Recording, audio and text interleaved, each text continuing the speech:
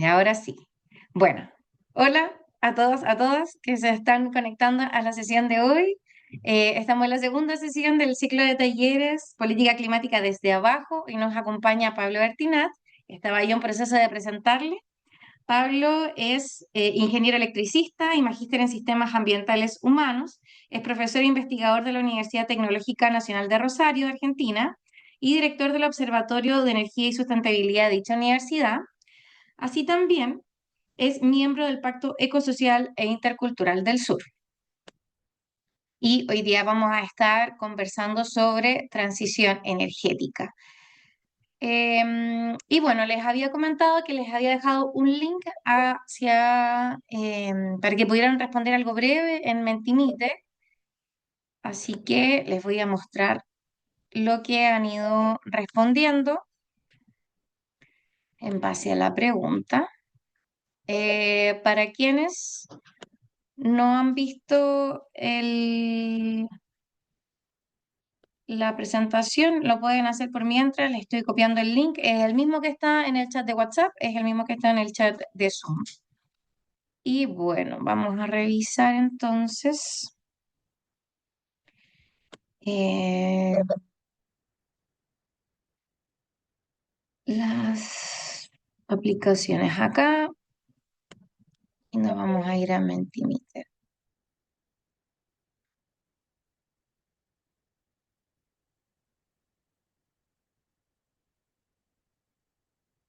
Creo que están viendo mi pantalla, ¿sí? ¿Se ve en pantalla? Dice, en base a la sesión 1, ¿con qué palabra describirías los acuerdos multilaterales sobre medio ambiente? ¿Y qué podemos ver acá? Bueno, dice institucional, rasos, poco eficaz, superficial, herramienta, desde abajo, contradictorio, centrados en el hemisferio norte, asumo que era la respuesta ahí. Esto se va actualizando, así que se van moviendo las palabras. Negociación, interés privado, lejanos, Acuerdo de París, oportunidad de cambios interesantes, no se respeta, no soluciona, acuerdos de buena fe, desde arriba, crípticos, cooperación y estándares, oportunidades. em, ¿Qué otras palabras veo acá? Antes que se me cambien de nuevo. Limitantes, mínimos, insuficientes, declarativos, NDC, no se respetan. Ahí vemos algunas de las palabras. Y bueno, eso era lo que les quería comentar, que es lo que han aparecido acá. Lo pueden ir respondiendo igual durante la sesión, no hay ningún problema. Y vamos a detener esto. Entonces, para seguir con la sesión de hoy, como les comentaba, está Pablo Bertinat acompañándonos hoy. Él nos va a exponer sobre transición energética y entonces le voy a dar el paso, pero antes de darle el paso les quería recordar que este es un espacio de diálogo eh, y para poder tener un diálogo es necesario el respeto tanto de las personas que están acá como de los tiempos. Así que les invito a que tengan eso en consideración. Si tienen alguna intervención que hacer, la pueden dejar en el chat durante la presentación de Pablo. Luego vamos a tener un tiempo en donde vamos a poder conversar luego de la exposición de Pablo. Y vamos a dejar también un tiempo para preguntas y vamos a ir recopilando durante la sesión de hoy. Así que, sin más, le doy el paso a Pablo. Eso.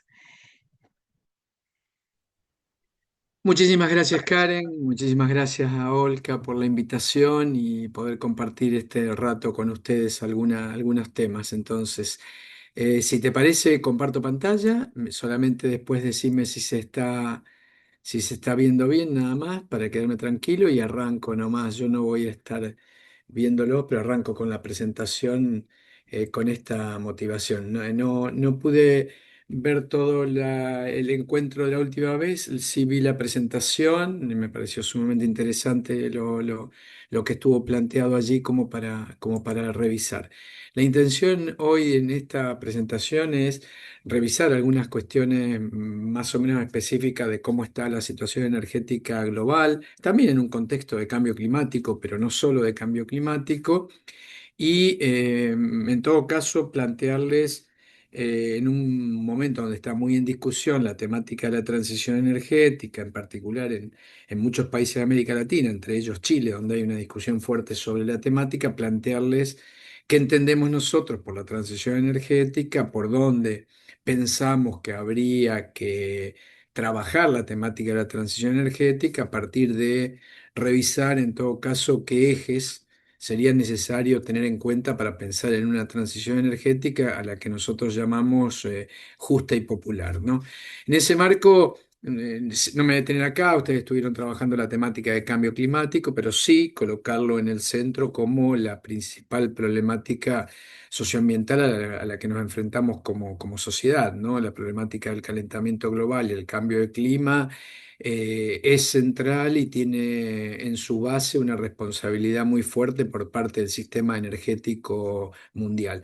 Una situación que inclusive está siendo cuestionada en cuanto a sus bases. Ustedes saben que existen en la región gobiernos como el que tenemos nosotros en Argentina ahora que directamente niega la existencia del cambio climático como fenómeno antropogénico y habla de fenómenos naturales, causas naturales, para tratar de evadir las responsabilidades que implicaría asumir lo que hoy, algo sobre lo que hoy no hay dudas, que es que el cambio climático está ocurriendo y que es responsabilidad fundamentalmente de la actividad de la sociedad humana en estos últimos años, ¿no? Entonces, en ese marco vemos concentraciones altísimas, como ustedes vieron, de gases de efecto invernadero en la atmósfera, como nunca antes habían sido vistos en la historia de la sociedad. No me voy a detener acá tampoco, era solamente para recordarlo, ustedes lo han estado viendo, sobre todo cuando vieron la temática de cambio climático. Sí, quería referirme en todo caso a la relación entre cambio climático y energía, porque posiblemente tenga que ver con la base de cómo pensemos la problemática energética en este caso, ¿no?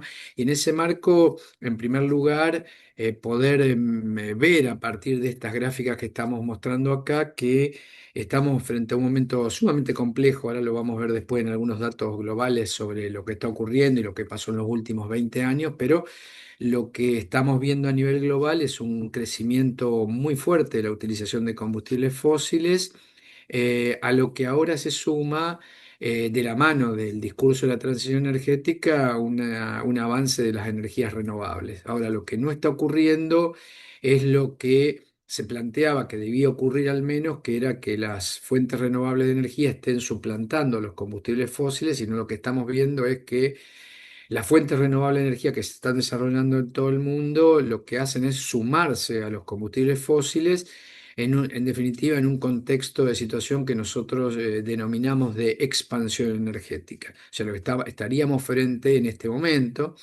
desde el punto de vista del desarrollo de las fuentes energéticas, estaríamos en un momento no de transición energética entendido como el cambio de fuentes, ni mucho menos en otras áreas como vamos a ver, sino que lo que vemos es un proceso de expansión. Allí podemos ver cómo crecen petróleo, gas y carbón a lo largo de estas últimas décadas, y abajo vemos cómo vienen creciendo las energías no convencionales, las fuentes renovables, que parten de un nivel más abajo, pero que vienen creciendo muy fuertemente. Entonces, lo que estamos viendo es una sumatoria de esto con un gran problema, porque no solo se incrementan las emisiones debido al incremento de los combustibles fósiles, sino que también necesito mucha energía para desarrollar esas fuentes de energía renovable que, como vamos a ver, también traen aparejado otro tipo de impactos.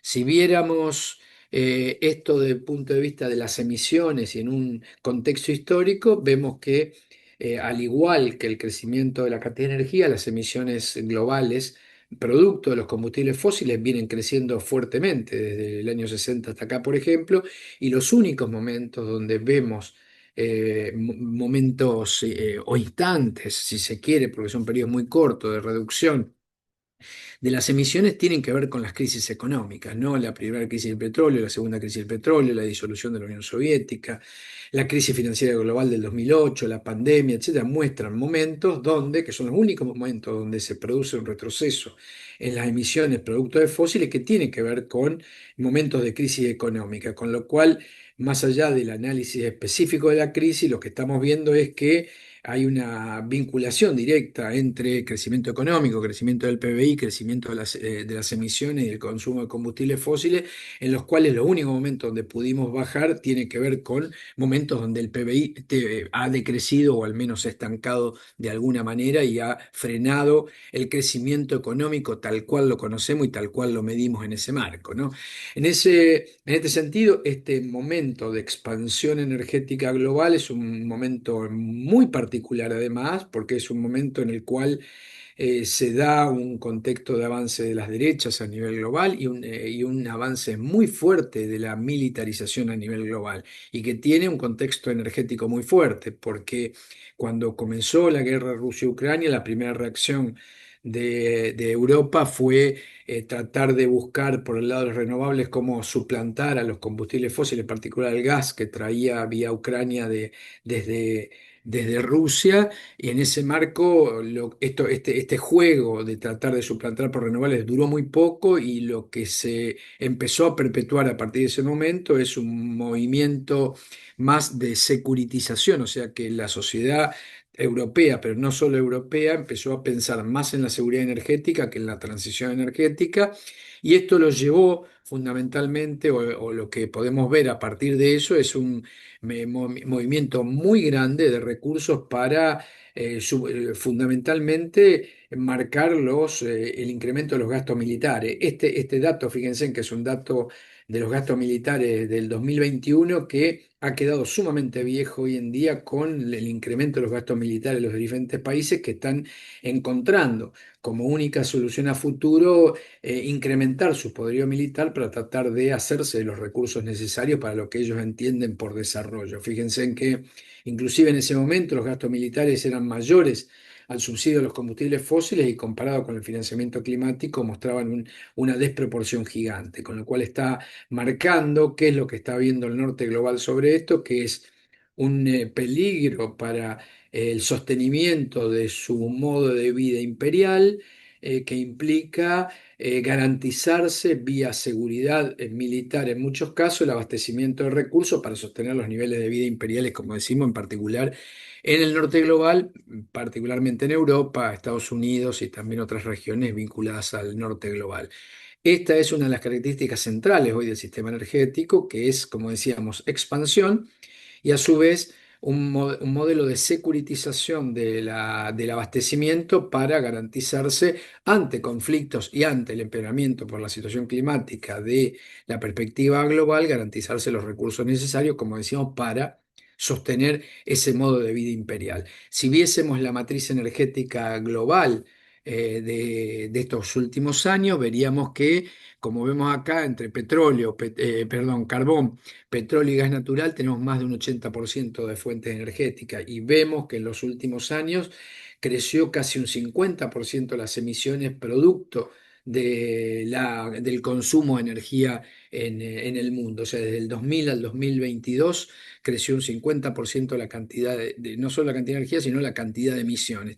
Aquí no me voy a detener acá, después lo pueden ver en la presentación, pero que creció el consumo per cápita un 50%, la intensidad energética se redujo, o sea, quiere decir que estamos gastando menos energía por unidad de producto, pero sin embargo la cantidad de energía creció, los renovables crecieron un 25%, la producción de petróleo creció un 21%, la de gas natural un 70% y la de carbón un 87%, o sea, fíjense en que todos los combustibles fósiles crecieron inclusive mucho más que las renovables en estos 20 años, lo que muestra este estado de expansión global. Mientras tanto, en América Latina tenemos una matriz un poco menos fósil que la mundial. Estamos en una dependencia de alrededor del 70%, básicamente porque es muy poco el carbón que hay en América Latina. Básicamente estamos hablando de petróleo y gas natural. Y en ese marco poder ver que esta estructura, que es un poco menos fósil, también es muy diferenciada de país en país, porque esta estructura poco fósil tiene, o menos fósil que la mundial, tiene que ver mucho con la matriz energética de Brasil, que como es una matriz muy grande, pesa mucho en América Latina. Pero después tenemos países como Argentina, donde el peso de los combustibles fósiles es incluso mayor que en la matriz mundial.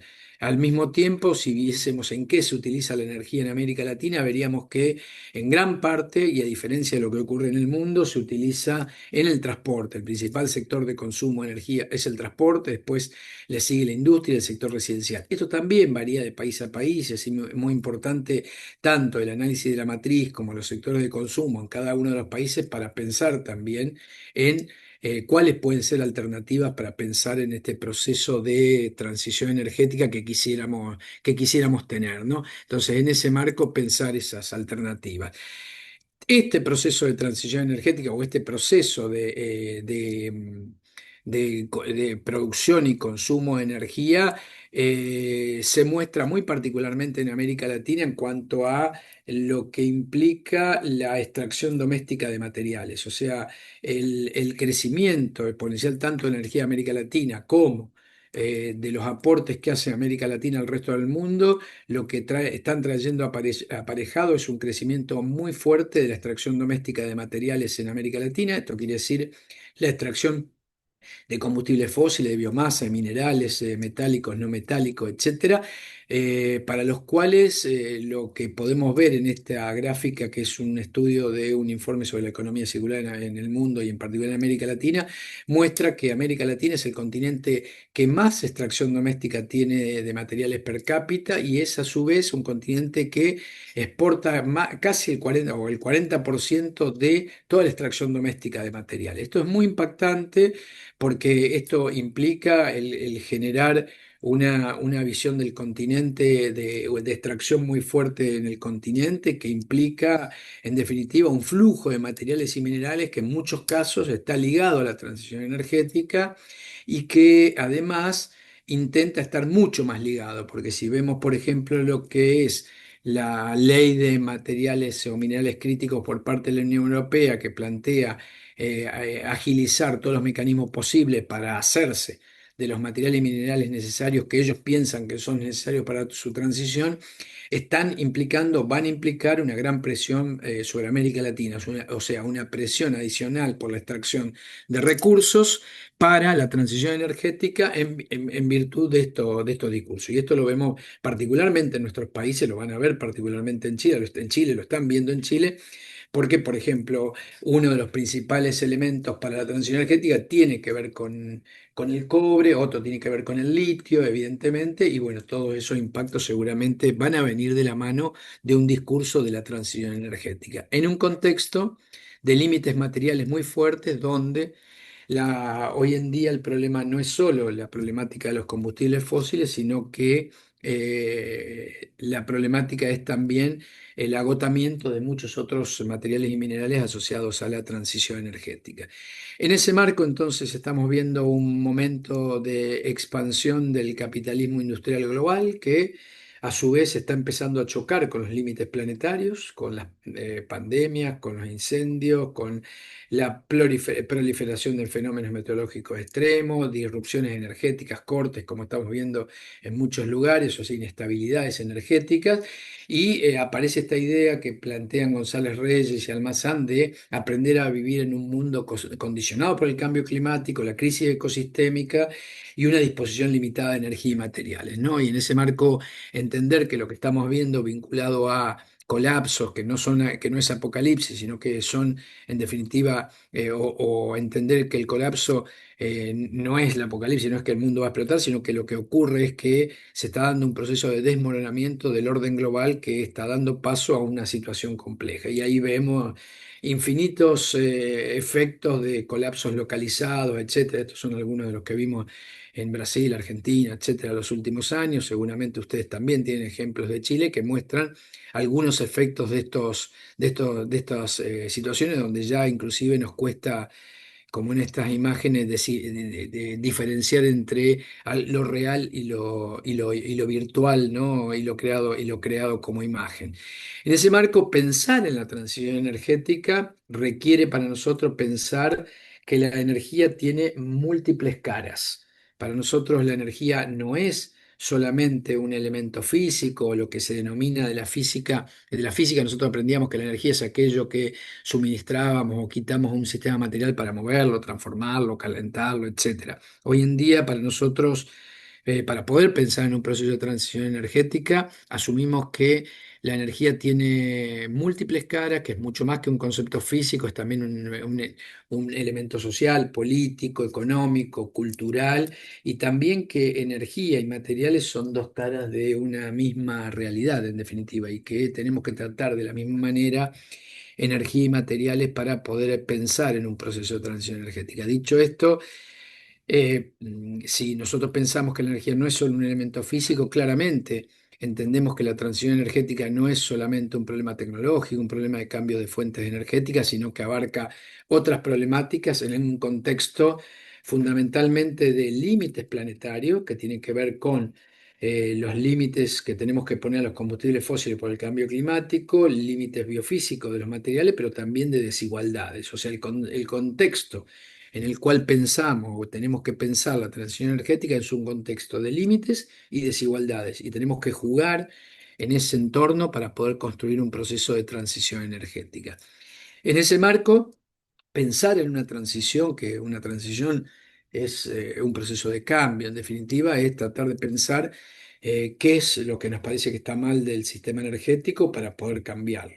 Y muy telegráficamente, si recorriéramos esas dimensiones que nos parecen que están mal del sistema energético, diríamos que en primer lugar que es fuertemente fósil, y esto tiene que ver con el calentamiento global y el cambio de clima, que es fuertemente desigual, que es un sistema muy concentrado, muy centralizado en pocas empresas, no solo privadas, sino en muchos casos públicas que actúan como privadas. Es un sistema fuertemente conflictivo, hay conflictos hay guerras por energía, pero también hay conflictos por las tarifas, por un parque eólico, por un parque solar, por instalaciones petroleras. O sea, es un sistema eminentemente conflictivo. Es un sistema muy opaco, en el cual la participación ciudadana es muy pobre, no hay herramientas que posibiliten y que traduzcan el tema energético a la discusión ciudadana, y espacios para la discusión ciudadana en estos aspectos. Y también es un modelo fuertemente neoliberal, en el sentido de que todo el marco normativo, legislativo, regulatorio del sistema energético es un marco normativo que hemos heredado de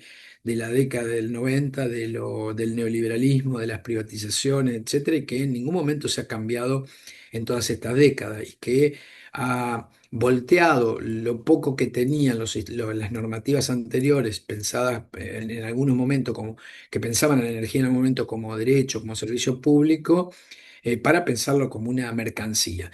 A este diagnóstico debemos agregarle las nuevas problemáticas de la energía que tienen que ver con, en todo caso, estas propuestas del Green New Deal de las economías del norte, que plantean sumar al petróleo las renovables, y que están eh, presionando por recursos en América Latina, en particular tierras raras, madera balsa, hidrógeno, litio, cobre, etcétera, y que están forzando nuevos extractivismos en la región para poder, en nombre, en todo caso, de un proceso de transición energética.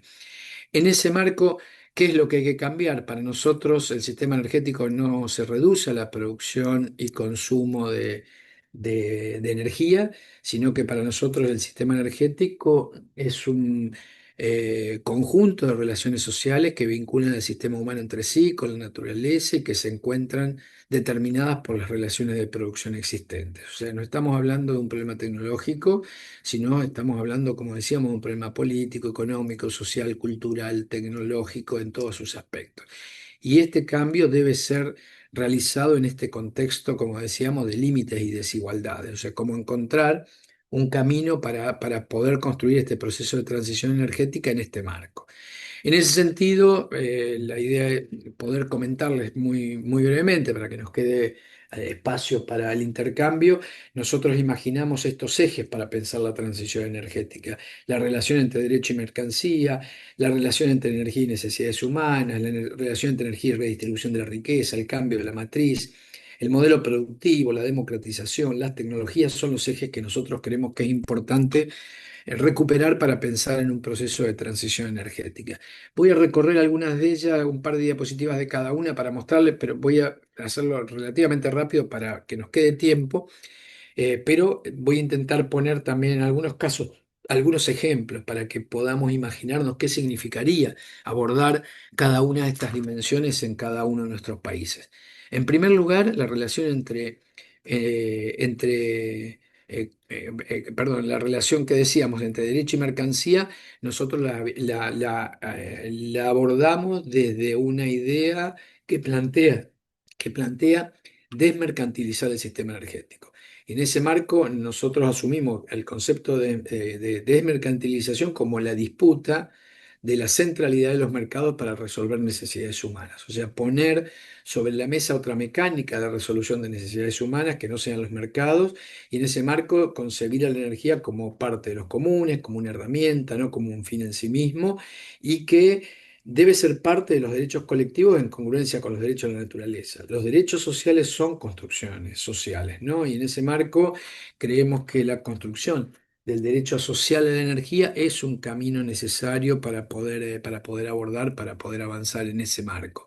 Y esto que parece muy etéreo, uno lo puede poner sobre la mesa a la hora de pelear este proceso de transición energética a partir de cuestionar el marco normativo, regulatorio, legislativo que tenemos alrededor de la energía, que la considera una mercancía y que hace negocio y que transforma imposible, por ejemplo, hacer eficiencia porque las empresas ganan cuanto más energía venden. Entonces, esto implica una revisión de todos los marcos normativos y legales, una derogación de los marcos normativos del neoliberalismo de los 90 en casi todos nuestros países, avanzar en procesos de desprivatizaciones impulsando una lógica de servicio público por sobre una lógica de mercancía, integrar las cadenas desde una lógica social y física y no desde una cadena, desde una lógica mercantil. O sea, ustedes saben que en algún momento el sector energético se separaron las cadenas de generación, transmisión, distribución, armando unidades de negocio y en realidad habría que pensar mucho más físicamente o socialmente o territorialmente cómo repensar los sistemas energéticos. Para nosotros implica también el fortalecimiento de lo público y cuando hablamos de lo público hablamos no solamente de lo estatal, para nosotros desprivatizar no implica solamente llevar al Estado, también tenemos muchas experiencias con empresas estatales que han sido tan o más expoliadora que las empresas privadas. Entonces no solo se trata de la propiedad, sino también de la gestión, cómo se gestiona y de fortalecer otras formas de lo público por fuera de lo estatal. Por ejemplo, nosotros imaginamos el desarrollo mucho más fuerte de cooperativas o de, en definitiva, emprendimientos comunitarios, municipales, comunales, de servicios públicos que puedan abordar esto con un proceso de gestión mucho más transparente, mucho más democrático en ese caso. El segundo eje que planteamos es el de desarrollar otras formas de satisfacción de necesidades humanas.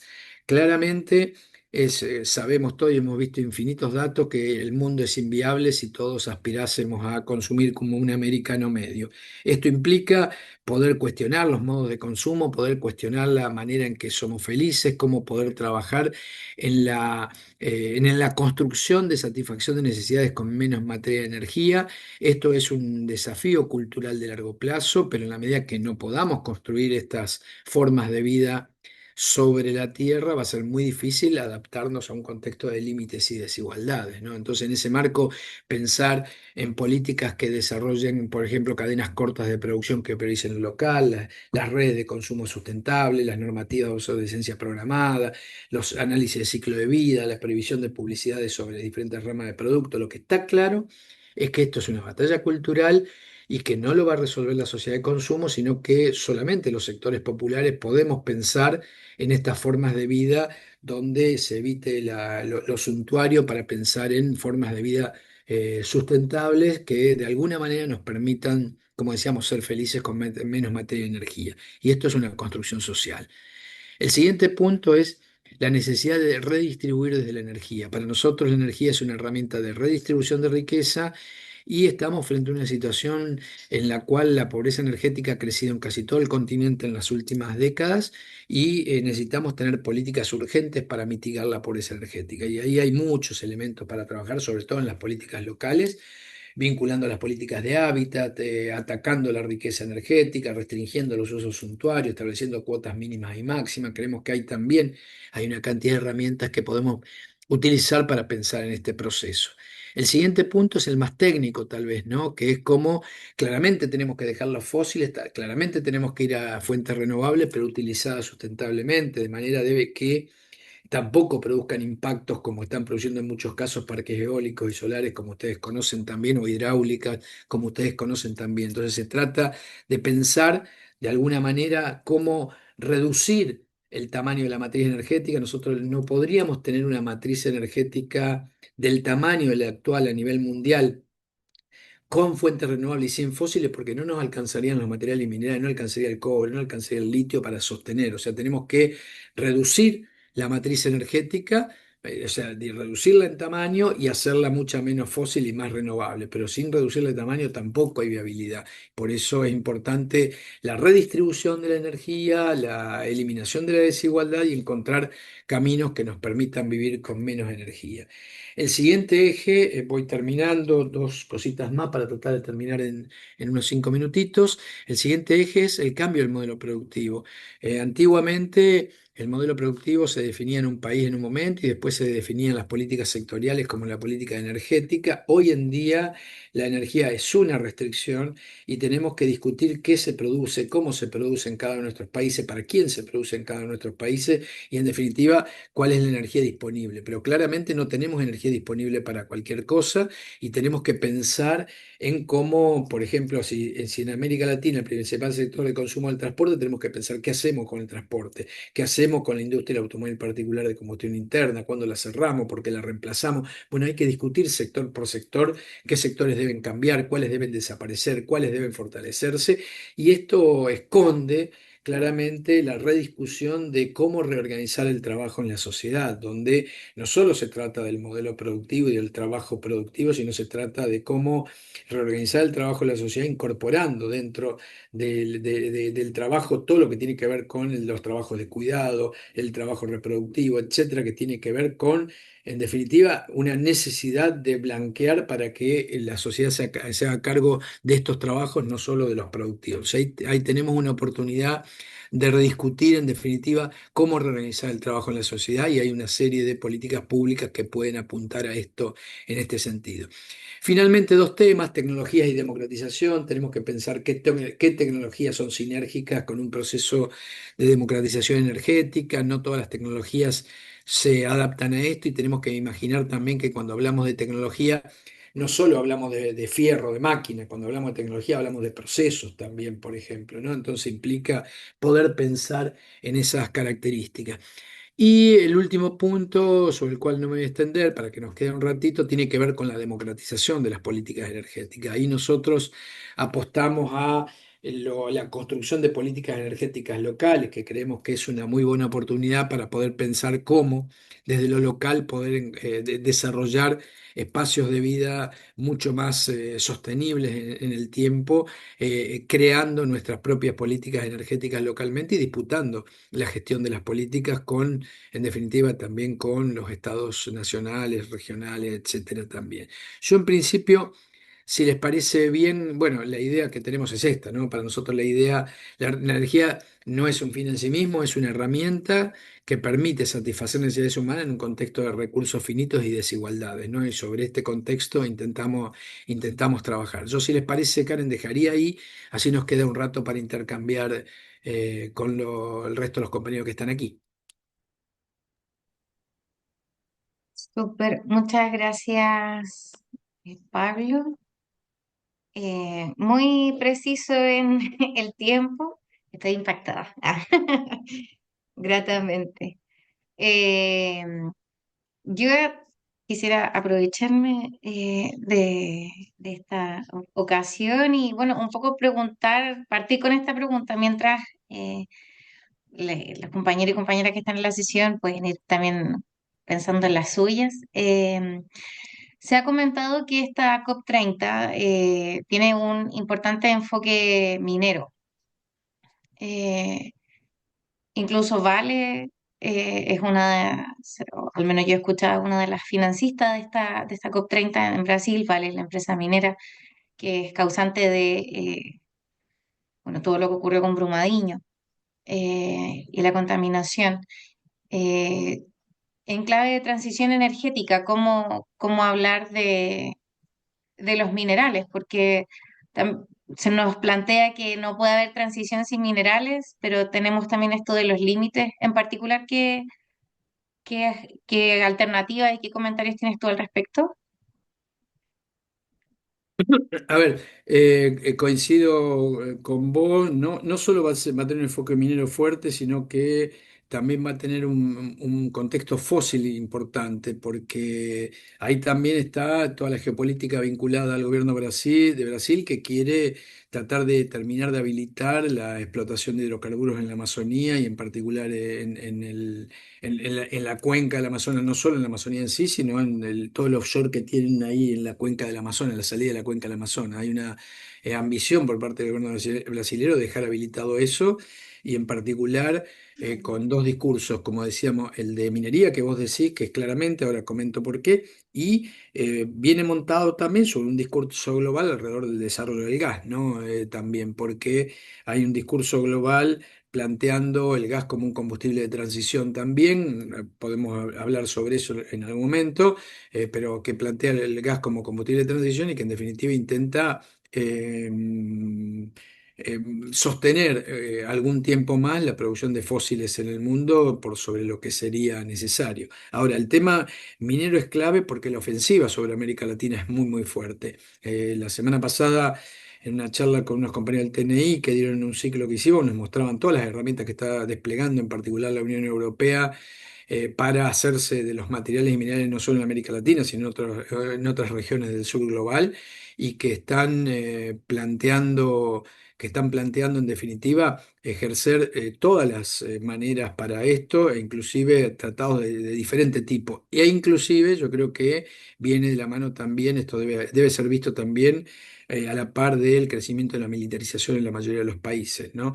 Ni hablar del discurso y la acción de Estados Unidos en la región, que sabemos que los representantes bueno, acá estuvo Laura Richardson del Ejército de Estados Unidos en el sur de Argentina, hablando de la necesidad de hacerse de territorios en definitiva y de recursos y disputar los recursos a China. O sea, la guerra por los recursos materiales y minerales va a ser muy fuerte seguramente y hay economías que se están preparando para el caso de que no sea solo una guerra comercial, sino que también sea una guerra militar de ocupación en algunos casos. Entonces, en realidad, la problemática minera y de materiales es clave porque ahí, cuando uno ve el mapa de materiales y minerales, tanto la Unión Europea como Estados Unidos necesitan esos materiales y minerales para un futuro energético, saben que más allá de la temática climática, va a haber más dificultades con los combustibles fósiles porque están subiendo mucho de precio por la dificultad que hay para obtenerlos, porque los que quedan son reservas caras de obtener. Entonces esto implica también otra movida con estos temas. Pero claramente hoy la guerra es por materiales, ¿no? Por minerales y materiales. Y perdón, no, creo que eran esas las cosas, sí, porque Sí, me quedé quedaste viendo, me de... quedé. Sí, creo que habías mencionado que querías abordar lo del el gas No, el como gas como, combustible de transición. claro, a ver, el gas como combustible de transición, o sea, en el mundo las petroleras levantaron este discurso del gas como combustible de transición, que en realidad tiene cosas ciertas y cosas no ciertas. O sea, en términos teóricos absolutos, una molécula de gas quemada emite menos dióxido de carbono que una molécula de carbón quemada. O sea, en términos teóricos, si yo en vez de quemar carbón en una central térmica quemo gas, posiblemente emita menos dióxido de carbono. ¿Cuál es el problema? América Latina no consume carbón, salvo algo Colombia y algo ustedes que están en proyectos de cierre, etcétera. Pero América Latina como tal tiene un 4% de carbono en su matriz contra un más de 30 que hay a nivel mundial. Entonces, en América Latina, en realidad, todo el gas que empezamos a usar, en general, en la mayoría de los casos, no está suplantando carbón, con lo cual no está reduciendo emisiones, sino que todo el gas nuevo es gas nuevo, y son nuevas emisiones, ¿no? En ese marco. Y en el mundo, la cuenta tampoco es tan sencilla porque, bueno, hay ahora estudios muy interesantes hechos por Howard en Estados Unidos que muestran que no es lo mismo cualquier gas, porque si yo saco gas no convencional o un gas offshore muy profundo, necesito mucho más energía para sacarlo. Si a su vez tengo que transformarlo en GNL y a su vez tengo que transportarlo y después tengo que regasificarlo, hay un consumo de energía muy alto. Cuando yo hago toda la cuenta de emisiones de ese gas, en realidad posiblemente ese gas emita igual o más que el carbón, con lo cual tampoco estaría suplantando. Entonces, lo que hay detrás del discurso del gas como combustible de transición es fundamentalmente un intento de las corporaciones hidrocarburíferas del mundo para estirar la vida útil del gas a pesar del calentamiento global. Gracias, Pablo. Mira, voy a comentar unas preguntas que dejaron en el chat, pero está Dale. la posibilidad también de que levanten sus manitos en la aplicación del Zoom para poder tomar esas palabras en lo que sigue. Hay tres preguntas en el chat y las voy a leer. Lo siguiente lo pueden hacer por sí mismos, por si acaso. De Evelyn Ojeda dice, pregunta, ¿se podría hacer alguna referencia sobre el IRSA? Luego, Lucio Cuenca pregunta, Pablo, ¿podrías ampliar sobre el concepto de modo de vida imperial y qué representa esto para pensar una verdadera transición? Y luego, José Frías em, dice, el nudo. Los poderes económicos no permiten a los estados, si aún lo pretendieran, asumir las propuestas de Pablo. Sería entonces un espacio riquísimo y hermoso para las organizaciones populares, las que resulta que somos pocas y débiles, víctimas del individualismo reinante. Entonces pregunto, ¿por dónde le entramos? Voy a dejarlo hasta ahí. Luego hay dos preguntas de Federico y de Valeria y les voy a invitar a que las hagan ellos mismos, pero partamos con esas tres. Bien, a ver, IRSA es un proyecto histórico que permanentemente está siendo revalorizado, de alguna manera cambiado de nombre o llevado adelante. O sea, nunca se ha dejado de lado, siempre ha sido una ambición de las corporaciones en general. ¿Qué es lo que ocurre aquí? Lo que le están pidiendo las corporaciones a los gobiernos de América Latina es que hagan estas obras para facilitar y bajar los costos que tienen de extracción hacia los puertos de todos los productos de América Latina. IRSA sigue vigente, aunque sigue con otros nombres, ha tenido diferentes nombres a lo largo de la historia y en algunos casos se han desarrollado obras parciales que para poder cumplir con el rol de IRSA. El rol de IRSA era facilitar o bajar los costos de las corporaciones globales para extraer recursos de América Latina, recursos biomásicos, minerales, combustibles fósiles, lo que sea. Eso sigue vigente porque es una ambición de las corporaciones que se cumpla esto y que tener más facilidad para desarrollar redes que vayan hacia los puertos para extraer materiales de la región. Eso está vigente, fue cambiando de nombre y hay que mirarlo caso por caso con los estudios que hay de grandes carreteras, líneas férreas, puertos. Bueno, está el puerto de Chancay ahora en Perú gigante, con todavía la... la propuesta de algunas carreteras para llevar desde la Amazonía hacia el puerto algunas cuestiones, hay líneas férreas ya desarrolladas para esto, eso está vigente en ese sentido. Sobre, bueno, lo que comenta Lucio, bueno, el modo de vida imperial llamamos a básicamente las condiciones de vida a la cual no quieren renunciar en cuanto a consumos de energía per cápita, etcétera, en el norte global, básicamente, ¿no? Hay que es necesario rediscutir. O sea, acá, acá hay mucho discurso en la región también que se apañan en eso para no hacer nada acá, diciendo, bueno, nosotros qué tenemos que hacer acá el cambio climático si los que mayor emiten son ellos de allá. Eso nosotros les llamamos el discurso del derecho al desarrollo, creemos que es un error. Creemos que hay que exigir al norte global que baje sus emisiones, que baje sus niveles de consumo y que tenga modos de vida que puedan ser congruentes con los desafíos climáticos y los límites y las desigualdades. Y nosotros tenemos que construir al mismo tiempo otras formas, ¿no? Que no tengan que ver con ese modo de vida imperial, como decíamos, sino con modos de vida digno que debemos construir. Con nuestras pautas culturales, territoriales, etcétera, en cada caso y que tendrá variaciones en cada lugar, en ese marco, ¿no? ¿Qué más había quedado? Porque estaba leyendo algo de lo que habían escrito, pero no me acuerdo si de las que me preguntaste quedaba La, algo, Karen, lo escuchamos. sí, la tercera, a propósito ¿Sí? de cómo los poderes económicos limitan los cambios o las alternativas, pero también por otra parte teniendo en consideración que las organizaciones populares, sociales, Sí. tienen también capacidades limitadas. ¿Cómo hacerlo? Bueno, nada, ahí no hay secretos, tenemos que construir poderes como para poder dar disputa en estos casos. Y bueno, estas cosas sirven, estas actividades o sirven. Yo creo que siempre hay dificultad de cómo trabajar estas cosas, pero yo creo que estamos en un momento en particular de, como decíamos, de avance en la derecha, de pérdida de valores democráticos en toda la región, ni hablar en Argentina donde estoy, pero en muchos países de la región está ocurriendo esto y es muy difícil afrontar estas problemáticas, sobre todo desde las resistencias. Sin embargo, me parece, o nosotros por lo menos creemos que lo local nos muestra una oportunidad para empezar a construir algunas cosas diferentes. Creo que ahí tenemos algunas líneas, algunos grados de libertad como para pensar y disputar algunas cosas. Digo, a ver.